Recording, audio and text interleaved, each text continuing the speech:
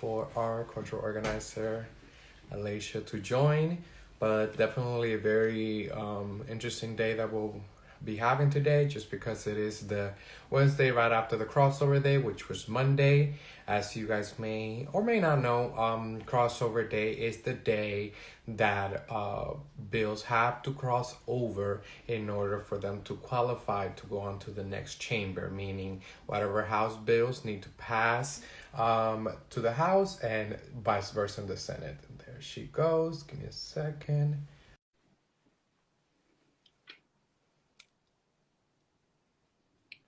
Hey, Hey, Alicia. Rachel. How are you? I'm doing great. Yourself? I'm pretty good. Thank you for joining us. And what did you want to talk to us about today? So glad to be joining you again this Wednesday just to share some food for thought, leave people with something to think about for the rest of the week. And this week, I really want to touch on how America and just Georgia as a whole and any state actually can improve our educational system. Because at this point, we have kids who are just evolving naturally through evolution, and times are coming where we need new innovations and new path makers and people to make history. And our education system will spark that interest and actually allow people to gain those resources to do whatever they may set their heart to out there to do. There are some flaws in the educational system, just like there are flaws in any type of system. But they're definitely fixable. And with the help of our community heroes, we could kind of shape and form a system that works for individual kids instead of overall looking at an average of children to kind of create a more diverse economy. Right. Um, but there, like I said, there are some issues. So one of those are overcrowding. 14% of the U.S. schools exceed capacity, according to the National Center for Education Statistics. This is causing the less personalization due to the inadequate teacher to student ratios. Mm. Therefore, these classrooms sometimes have around 35 to 37 younger kids in a kindergarten to third grade classroom in lower income areas such as South Carolina states, Georgia states, mainly southern states. And you also have that overpopulation in northern states, in the cities as well, in the lower income areas. Mhm. Um, this caused graduation rates to go down. And of course, it caused high stress areas. Each kid is not individually gaining that access to the teacher and able to actually blossom into their full potential, and also causing graduation rates to go down. They feel as if this is not a safe environment. This isn't a place where I'm actually gaining anything that I could take into the real world, and therefore causing dropouts. Um, Going into dropouts, this caused a pipeline, very, very, very big issue in our educational system, and we have to open our eyes to that. Nearly 60% of African American males who drop out actually end up in the prison system. And this is usually due to suspensions, expulsions, and basically zero tolerance policies that was put into place after, several incidents in schools, such as Columbine in 1999. And then instead of doing these, we need to implement restorative justice tactics to actually help children understand that there are consequences, but it doesn't push them into our prison system. Instead, it reforms them in order to make more positive decisions. Um, Another thing, community involvement. That's a big thing. We have to stand up for our teachers. Our teachers aren't actually provided these resources to actually put restorative implements into place. So the thing about that is our teachers over the years have seen little to no effort when it comes to payments, when it comes to providing resources, or even having parents being active in schooling.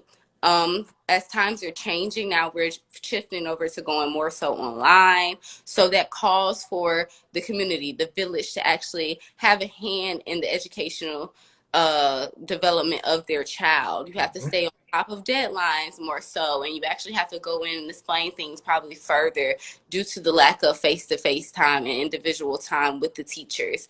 On top of the overcrowding, and that's due to more so school zones. So that ties into the community actually showing up to these meetings and putting into place these votes and these concerns for these overcrowding and the lack of students to teacher, personal time.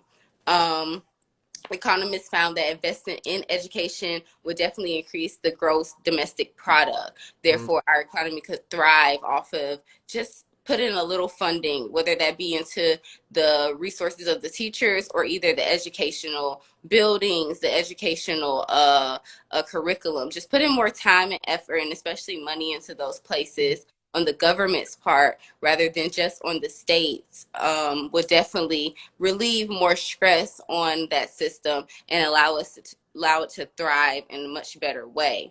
Yep.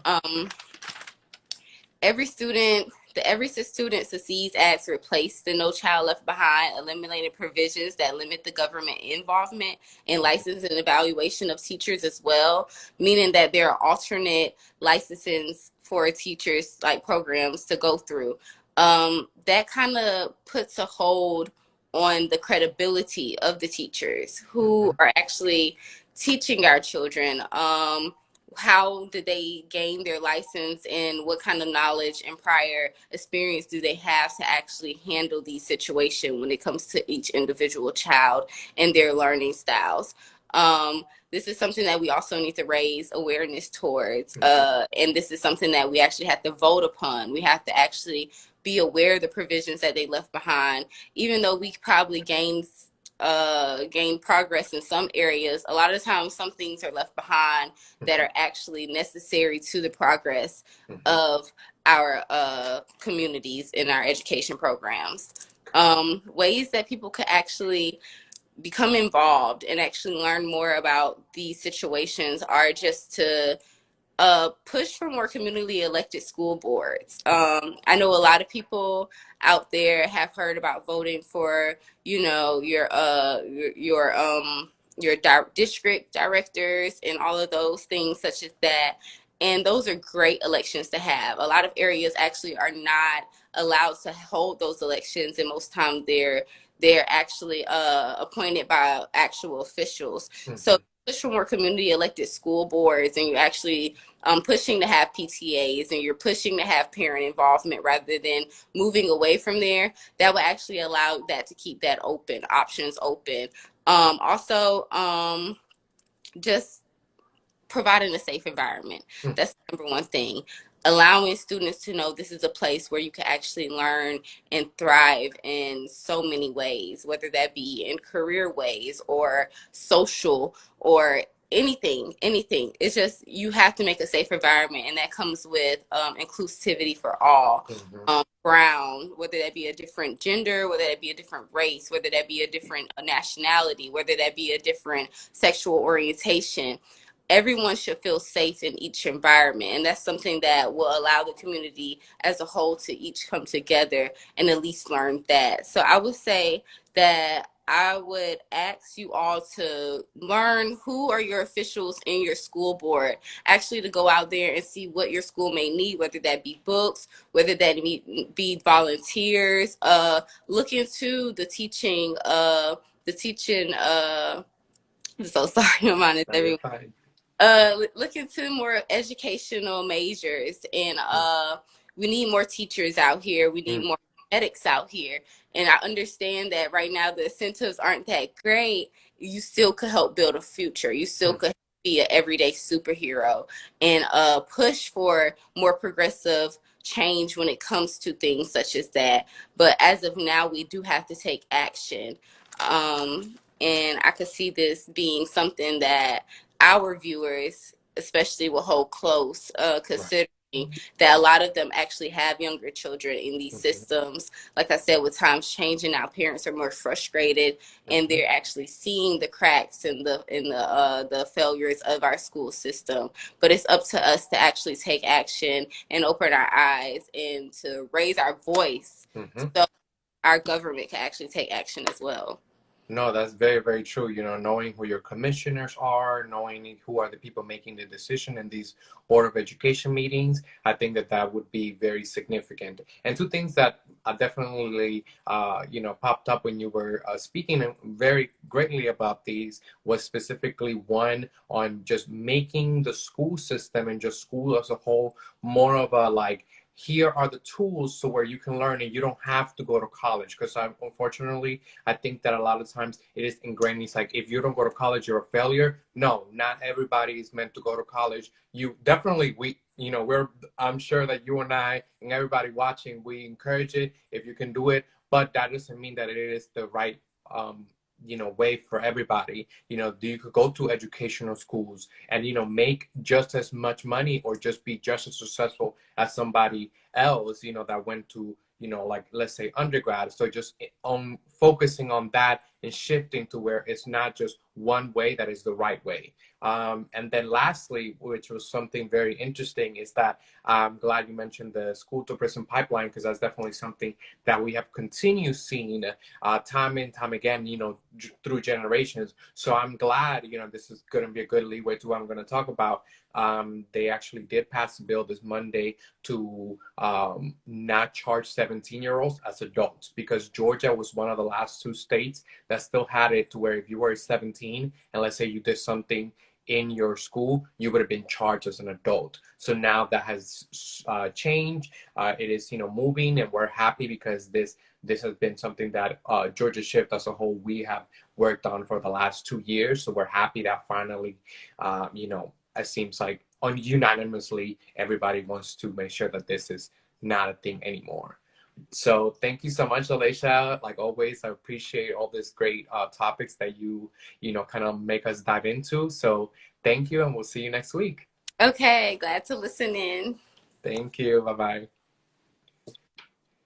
So now we're gonna dive into, like good leeway into the bills that actually did pass.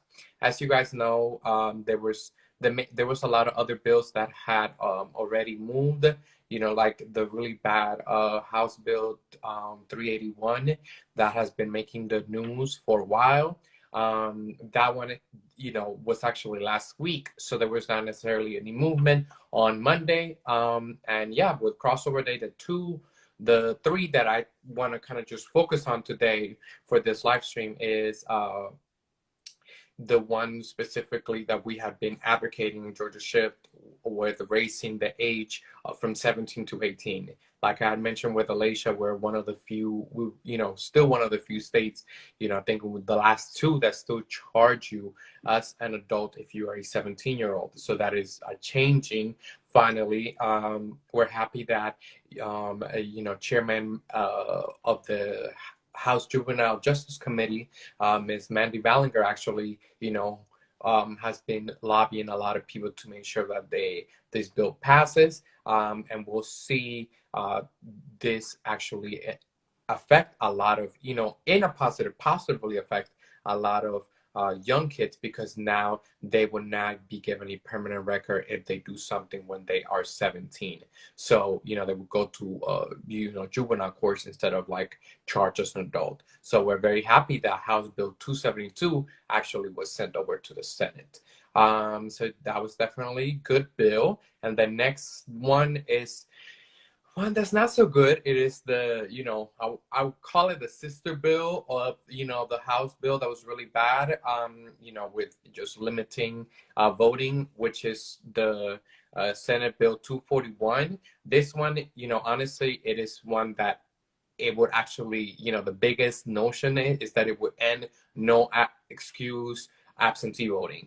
This is just very interesting, due to the fact that, for so many years there was just, no problem with absentee voting. But I think because, so many of us voted absentee, now there's a problem. I don't know. But the bill, will limit absentee voting for people 65 and older, or those people with disabilities and people who will be out of town. Those are the only three excuses that it will have. And yeah, it's just, I was surprised at just how little pushback it got, because it actually passed with a very, very slim majority.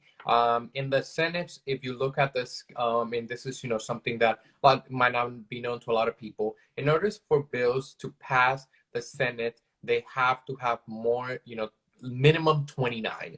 They had literally 29 votes to pass. So we're just a little bit surprised that there was just not more of a pushback, just because this bill would, change so much of our voting laws. So we're just a little bit, makes you think. It makes you, so if you want to look up, these people that did vote, please check that out. It's definitely very interesting, and we're just, definitely calling on a lot of these big companies that are in Georgia and Atlanta to make sure that they are making their voices, not just when it's convenient, but during these times when there's going to be a lot, when there has been a lot of anti-voter legislation being introduced. So definitely, that's the challenge that I give to, those organizations that love to tout themselves as like, for the people, but once, the people's rights are being challenged, they're silent. But yeah, no, so now let's move on to the one that was definitely something that I personally, is crazy, that fact that, I had to have, somebody passed away or being killed in order for this to change. But, the citizens arrest laws, which is still a something that was still from the Jim Crow era, passed, the state, the House, the state House from one, unanimously, and now it goes to the Senate. This is just something that we're finally happy that there is reform when it comes to this very archaic law, but it is sad that it had to come at the expense of a young fellow Black man, like a young man just being viciously killed for no reason. So and then finally it was very interesting because there was it did not cross over on one that well, it was, just tell you real quick, there was a bill to, specifically Senate Bill 252, to double the pay of lawmakers, but it actually did not cross. So, take that as you will. And then finally, one that, we were definitely rooting for just because of how much it would affect Black and brown immigrants, was specifically DACA. We give in-state tuition to DACA recipients, which was HB 120. Unfortunately, the bill did not move, did not cross over. So it is one bill that would go on, for next year. As you guys may or may not know, the legislature, it is a 2-year term. So this, whatever bill that did not get passed this year still has a chance to pass over next year. So we'll keep you up to date with that one, just because it is a good bill that even, mentions back to what the Elation was saying of giving opportunities to those who want it, specifically here in the state with the large amount of, immigrants that want to, that literally have been here in Georgia since they were, very young and want to actually give back to the state. So we'll definitely keep you guys updated. Please feel free to leave any questions or comments below. It's been definitely very eventful week with Monday. Now it is a slow day, just committee meetings here and there, but every single week I'm going to bring you something new to talk about. I would, like always, I will put the link to find out who your legislator is for both the House and the Senate below. Please make sure to click on that and find out, to make sure that you are involved with these politics, because they count on you to not be involved. So it is our duty to be involved, to make sure that they're not doing decisions without our say so. So thank you so much for joining me for another Tea Time with Brian, and we will see you next week. Thank you. Ciao.